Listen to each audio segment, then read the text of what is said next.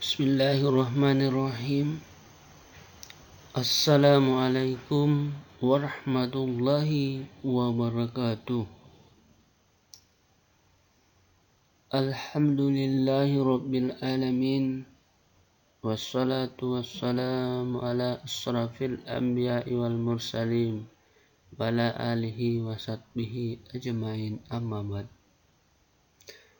Puji syukur kita panjatkan atas kehadiran Allah Subhanahu wa ta'ala, di mana pada saat ini kita telah diberikan kesempatan dan kesehatan sehingga kita bisa mempresentasikan tugas ujian akhir semester genap 2020-2021. Dan tak lupa pula kita kirimkan salam serta salawat kepada Nabi Muhammad sallallahu alaihi wasallam. Sebelum itu, izinkan saya memperkenalkan diri. Saya Muhammad Basri, mahasiswa program Pasca Sarjana Fakultas Hukum Universitas Al-Azhar Indonesia.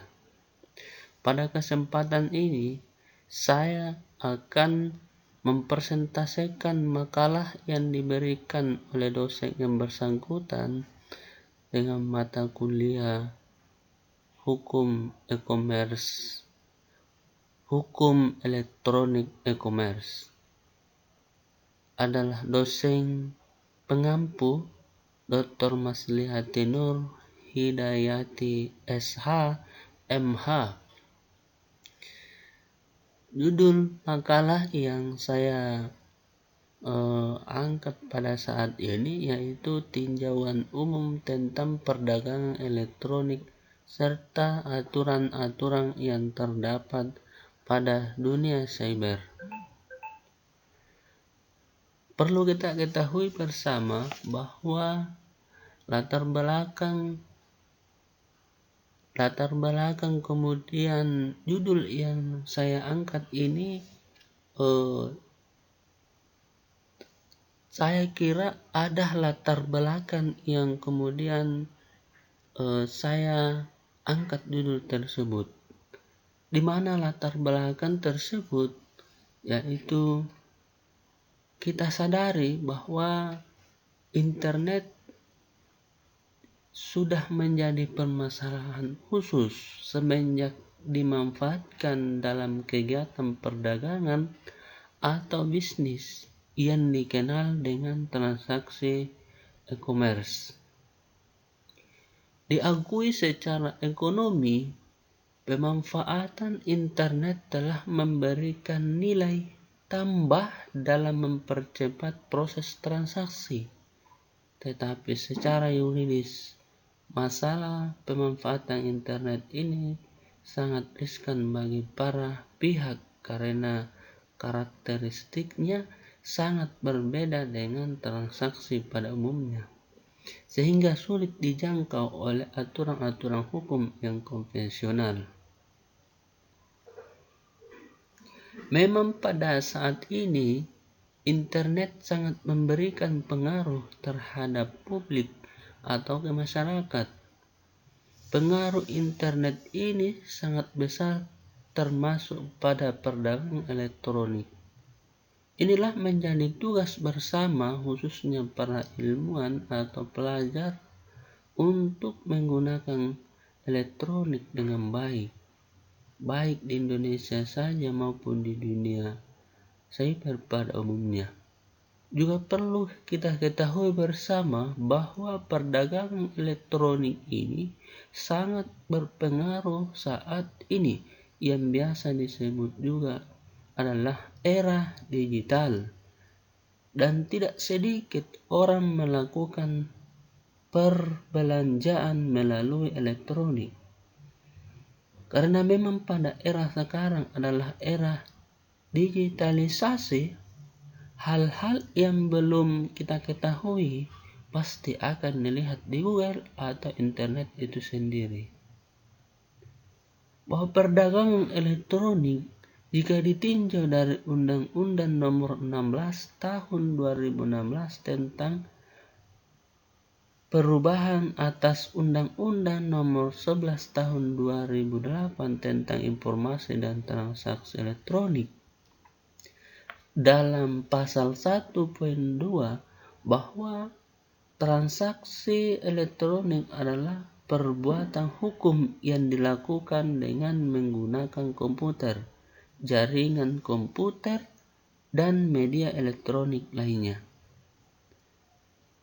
Karena perdagangan elektronik pun tidak lepas ada transaksi yang akan dilakukan oleh pihak pedagang dengan pembeli.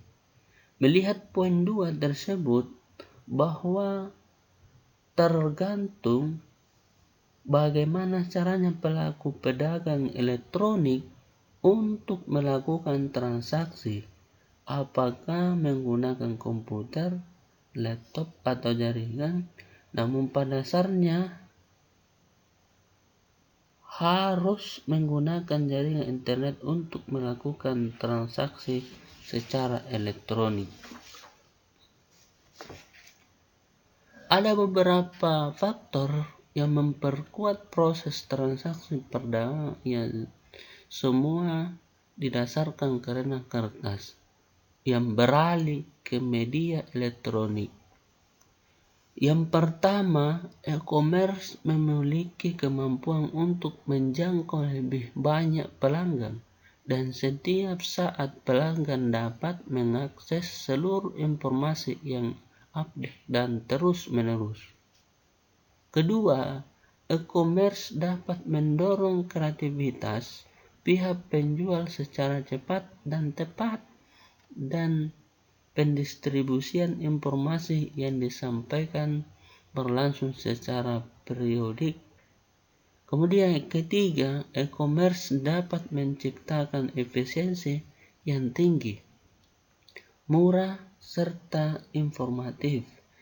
Kemudian keempat, e-commerce dapat meningkatkan kepuasan pelanggan dengan pelayanan yang cepat, mudah, aman, dan akurat.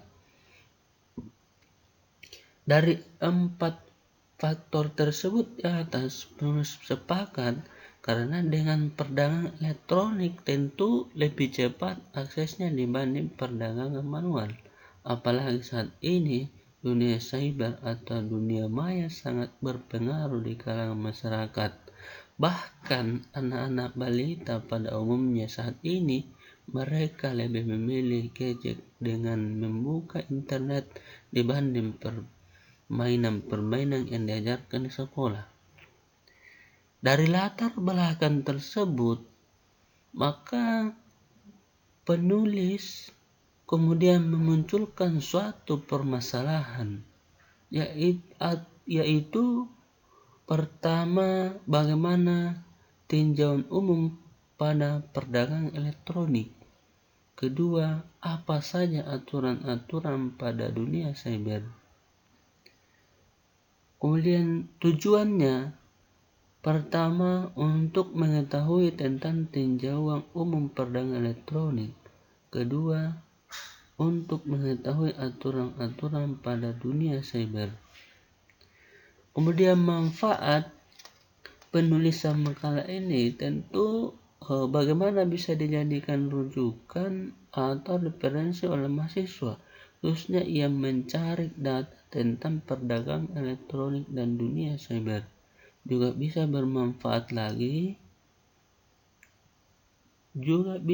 bermanfaat lagi ketika para pembaca atau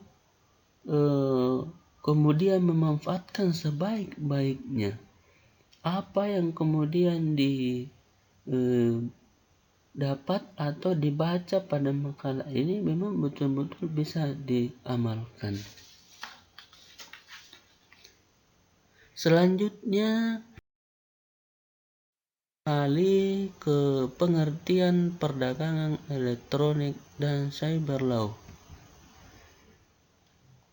Sebelum kita mengetahui tentang pengertian perdagangan elektronik dan cyber law, perlu kita mengetahui tentang perdagangan itu sendiri, bahwa perdagangan adalah kegiatan tukar menukar barang atau jasa atau keduanya yang berdasarkan kesepakatan bersama, bukan paksaan. Artinya bahwa sesuatu yang akan kita lakukan, khususnya daripada perbelanjaan itu sendiri, atau dalam hal ini perdagangan elektronik antara satu pihak dengan pihak yang lain, tentu tidak ada paksaan kedua belah pihak, tentu ada namanya kesepakatan. Kira-kira seperti itu. Kemudian kita perlu ketahui juga tentang pengertian elektronik. Menurut J. Millman, elektronik adalah ilmu dan teknologi tentang melintasnya partikel bermuatan listrik di dalam suatu gas atau suatu ruang hampa atau suatu semikonduktor. Kemudian kita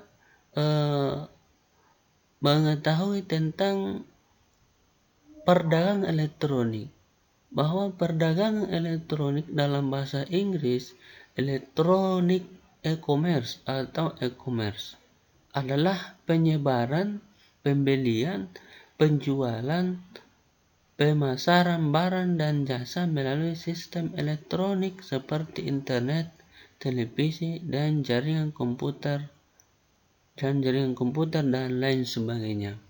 Kemudian selain itu kita perlu juga mengetahui tentang pengertian e-commerce. E-commerce adalah dapat melibatkan transfer dana elektronik, pertukaran data elektronik, sistem manajemen inventory otomatis, dan sistem pengumpulan data otomatis. Nah, selain kita mengetahui pengertian tentang e-commerce, tentu perlu juga kita ketahui tentang pengertian e-commerce menurut para ahli. Menurut para ahli, pengertian e-commerce menurut Marisa Arvina dan Robert Marpung, bahwa e-commerce dapat diartikan sebagai suatu cara berbelanja atau berdagang secara online atau direct selling yang memanfaatkan fasilitas internet di mana terdapat website yang dapat menyediakan layanan, itu get and deliver. Selanjutnya kita perlu ketahui terkait dengan pengertian cyber law, bahwa cyber law adalah aspek hukum yang istilahnya berasal dari cyber aspect law, yang ruang lingkupnya meliputi setiap aspek yang berhubungan dengan orang perorangan atau subjek hukum yang menggunakan dan memanfaatkan teknologi internet atau elektronik yang dimulai pada saat online dan memasuki dunia cyber atau maya. Artinya bahwa dalam pengertian cyber law ini kita perlu ketahui bersama bahwa ketika bicara tentang cyber law itu tidak lepas daripada hukum elektronik itu sendiri. Jadi kita selaku pengguna internet, ya tentu kita diatur daripada aturan yang berlaku. Artinya aturan yang berlaku bahwa apa yang kemudian kita lakukan, ya pasti ada aturan-aturan yang kemudian yang mengaturnya. Kemudian selanjutnya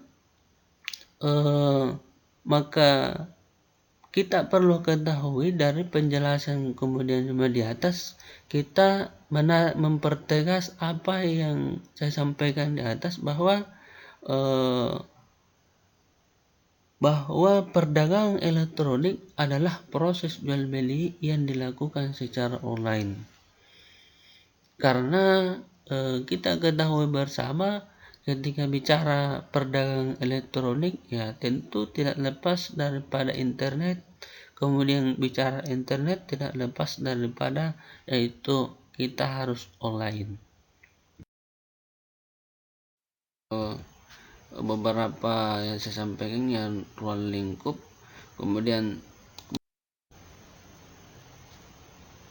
jadi kelebihan e-commerce ini lepas daripada tentu ini kita memudahkan kemudian bertransaksi secara elektronik.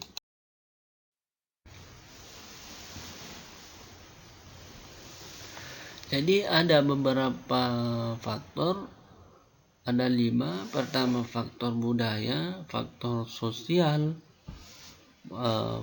faktor pribadi, faktor psikologis, dan persepsi. Bahwa faktor budaya ini salah satunya adalah bagaimana kelompok masyarakat yang berbagai sistem nilai berdasarkan pengalaman hidup dan situasi yang umum. Dan kemudian faktor sosial tentu tidak lepas daripada dipengaruhi oleh banyak kelompok. Kelompok adalah 2 atau lebih orang yang berinteraksi untuk mencapai tujuan pribadi atau tujuan bersama. Kemudian faktor pribadi ini salah satunya adalah bagaimana seseorang akan berbeda terhadap perilaku pembelian sejalan dengan bertambahnya umur dan juga siklus hidupnya. Artinya bahwa faktor ini tidak lepas daripada tergantung daripada pribadinya itu sendiri.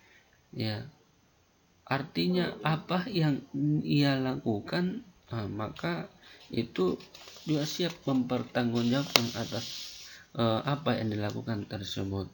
Kemudian faktor psikologis, ini salah satunya adalah kebutuhan dengan tekanan kuat yang mendorong seseorang untuk mencari kepuasan atas kebutuhan tersebut. Ya, kemudian selanjutnya itu faktor persepsi adalah proses di mana orang memilih, mengatur, dan menginterpretasikan untuk membentuk gambaran dunia yang berarti.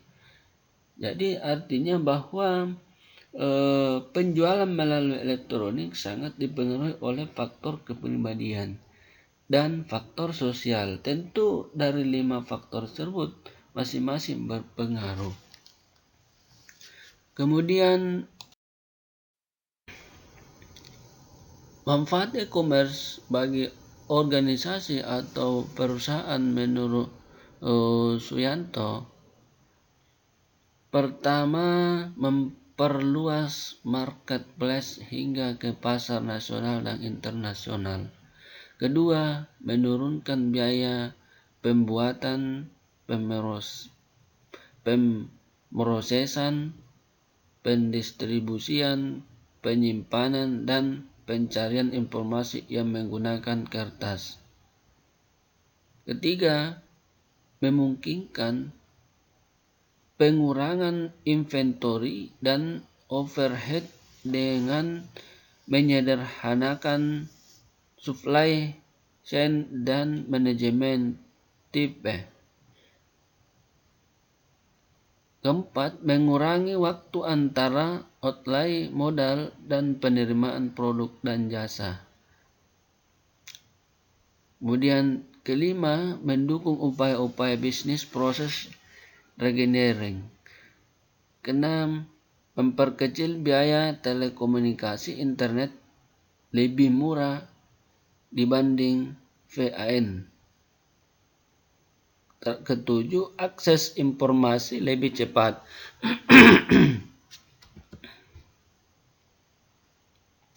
Bagi konsumen, pertama, memungkinkan pelanggan untuk berbelanja atau melakukan transaksi lain selama 24 jam sehari sepanjang tahun dari hampir setiap lokasi dengan menggunakan fasilitas Wi-Fi. Kedua, memberikan lebih banyak pilihan kepada pelanggan. Ketiga, pengiriman menjadi sangat cepat. Keempat, pelanggan bisa menerima informasi yang relevan secara detail dalam hitungan detik, bukan lagi hari atau minggu. Kelima, memberi tempat bagi para pelanggan lain di electronic community dan bertukar pikiran serta pengalaman. 6. Memudahkan persaingan yang ada pada akhirnya akan menghasilkan diskon secara substansial.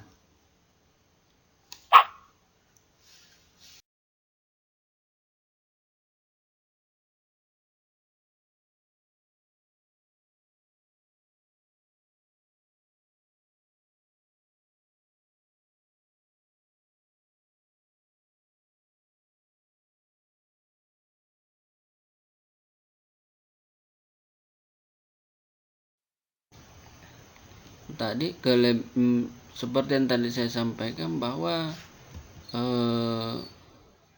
inilah yang kemudian saya sampaikan tadi, bahwa kelebihannya ya ada 3. Kelebihan e-commerce bagi perusahaan ialah ketersediaan pasar nasional dan internasional serta penurunan biaya pemrosesan distribusi dan penarikan informasi. Kemudian e-commerce bagi pelanggan ialah akses ke sejumlah besar produk dan jasa 24 jam sehari. Kemudian bagi masyarakat ialah dengan mudah dan nyaman memberikan layanan informasi serta berbagi produk ke orang-orang di kota, di desa, dan berbagai negara berkembang.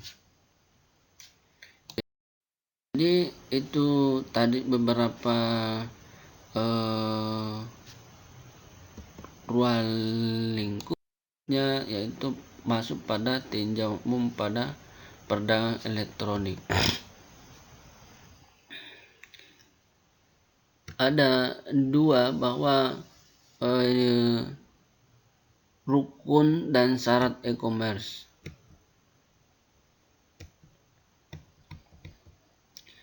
Jadi rukun as-salam yaitu rukun yang memesan atau muslim atau pembeli. Ini tinjauan daripada dasarnya adalah hukum Islam.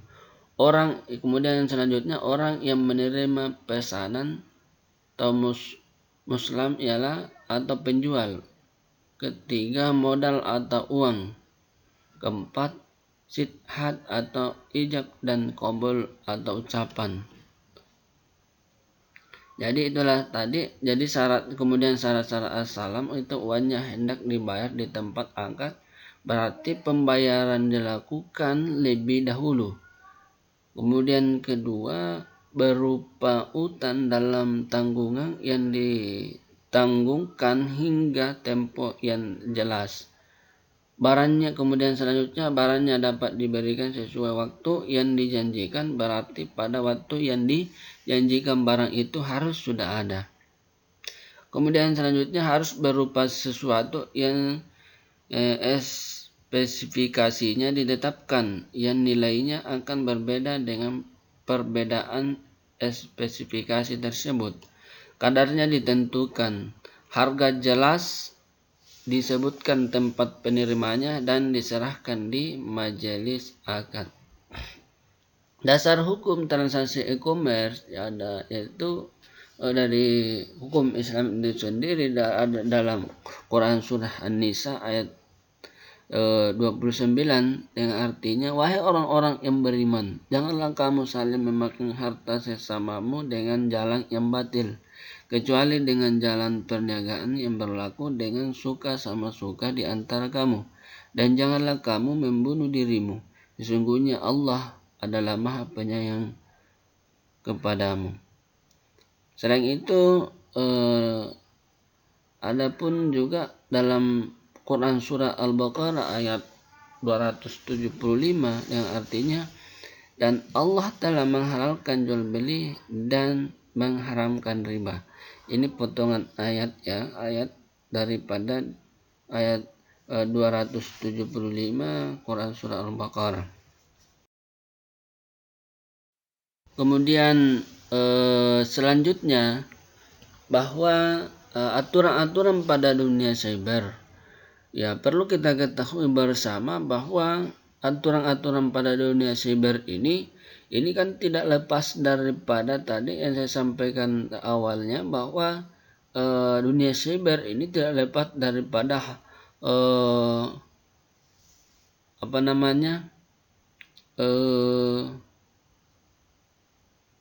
hukum elektronik.